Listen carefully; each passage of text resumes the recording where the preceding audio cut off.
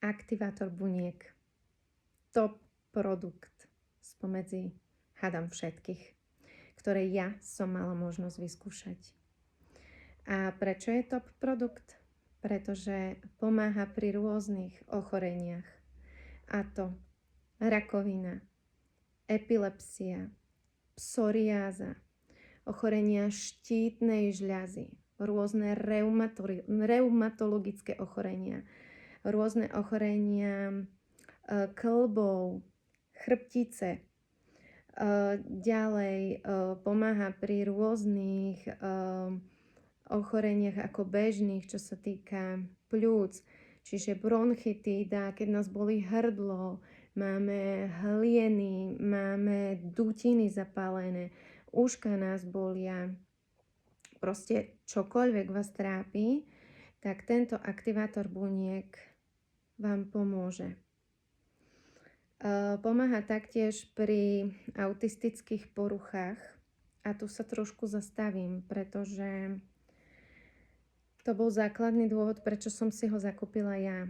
Pretože ja som zdravá. Raz, dva, tri.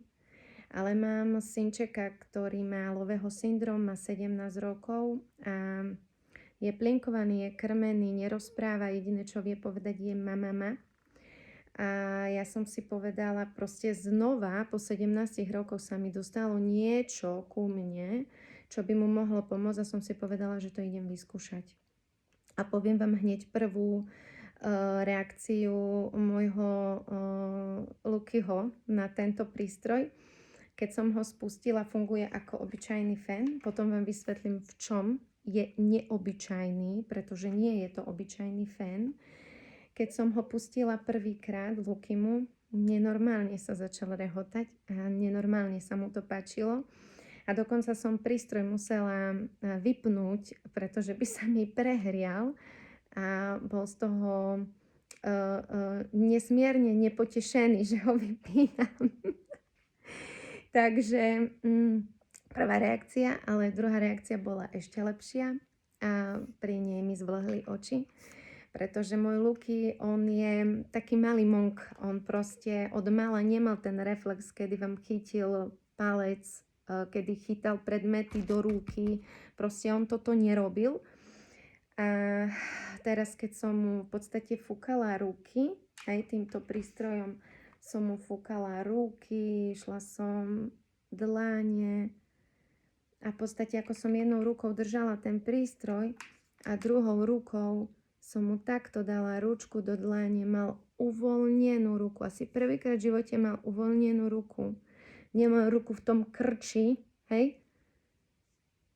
A po chvíľke mi takto stisol ruku. Prvýkrát v živote po 17 rokoch mi môj syn chytil a stisol ruku. Bol to tak nádherný okamih, že ešte aj keď umierať budem, spomeniem si na to, ako mi chytil ručku.